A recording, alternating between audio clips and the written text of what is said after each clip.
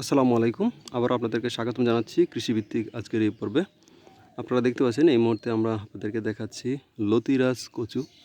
মূলত জায়গাটা হলো উঁচু জায়গা, ফলের বাগানের মাঝখানে এইভাবেই সারি করে লতিরাজ কচু লাগানো হয়েছিল। প্রায় বছরখানেকের কাছাকাছি, 5-6 মাস বয়স হবে। তো শুষ্ক মৌসুম, যার জন্য এটা আবার আগাছাগুলো পরিষ্কার করে এভাবেই দেওয়া হয়েছে। আপনারা জানেন এভাবে ড্রেনেজ করে লাগানোর উদ্দেশ্য হলো যে এখানে প্রচুর পরিমাণে জলসেচ তখন দেওয়া যায়।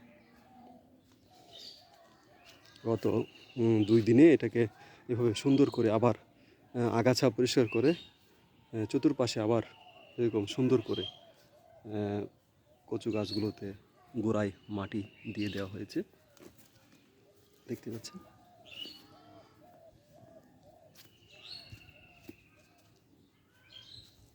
তো এটাতে লতিরাজ কচুতে আপনার সপ্তাহে অন্তত একদিন পানি দিয়ে ভরপুর রাখা লাগে।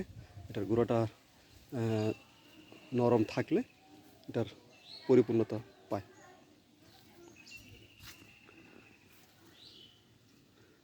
আপনারা জানেন যে বর্তমান সময়ে এই লতিরাজ কচু খুব ভালো একটি সবজি বা ফসল।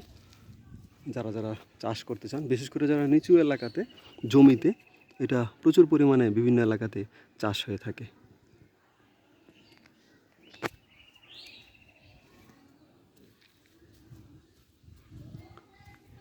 আর যদি উঁচু এলাকাতে হয় তাহলে এভাবে সুন্দরভাবে ড্রেনেজ সিস্টেম করে সারি সারি করে এভাবে কচু লাগাতে পারেন।